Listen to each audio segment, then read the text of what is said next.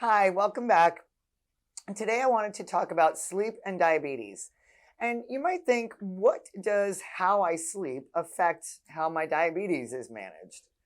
So, a couple of different things. First of all, if you've got prediabetes, the risk of developing type 2 diabetes can actually be increased if you have short duration of sleep, if you have poor sleep quality, or if you have interrupted sleep. So that can mean sleeping less than 7 hours a night or waking up frequently. And one of the biggest problems is poor sleep quality. So this can happen if you have, say, obstructive sleep apnea that's not treated or isn't being treated as well as it should be, or maybe if you have restless leg syndrome. So both of those conditions can really lead to poor sleep quality. So you're not getting that good time where you're having good restful sleep.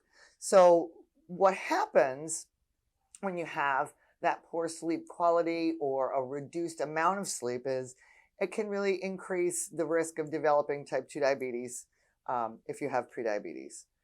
The other thing is if you've already got type 2 diabetes, those, lack of sleep or poor sleep quality issues can make it hard to reach your target glucose levels.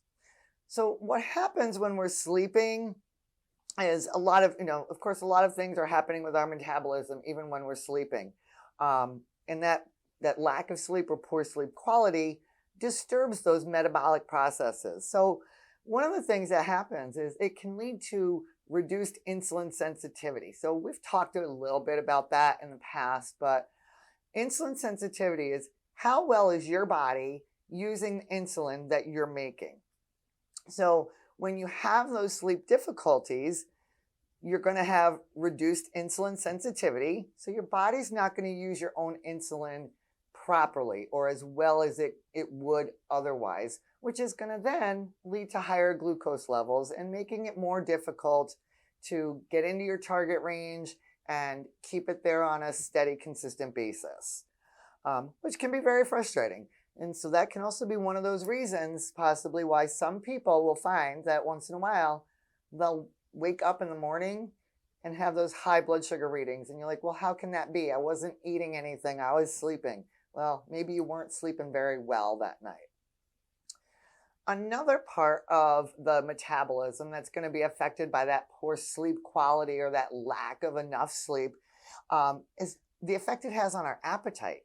So when we're awake, one of the hormones that we have in our gut that causes us to be hungry is very active.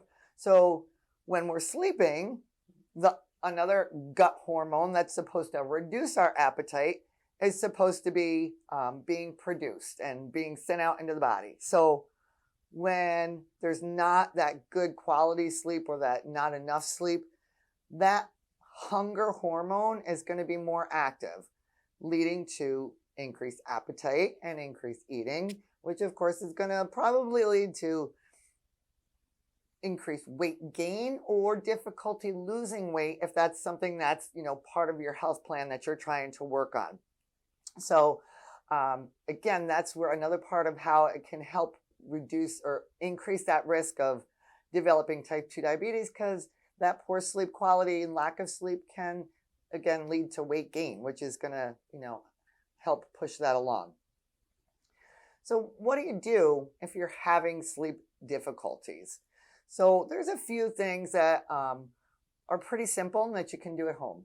One of the most important things is trying to stick to a fairly regular bedtime. If you go to bed between 9 and 10 every night, try and do that on a regular basis. Don't go to sleep at 7 some nights or try to stay up till midnight on weekends, because that really just messes up your whole body's rhythm. Try not to watch television or be scrolling on your phone for at least 30 minutes before bedtime. That's going to help you calm down and relax. And the light from those screens is actually going to act on just like sunlight would, trying to help you stay awake. So you want to turn those lights, you want to turn those phones and televisions off at least 30 minutes before you go to sleep. Try building a bedtime routine. whether you have a nice cup of decaffeinated tea, or it's just wash and moisturize your face, or you listen to a guided meditation. Have a nice regular routine that's going to help you relax so that you can unwind from the long day and fall asleep nice and naturally.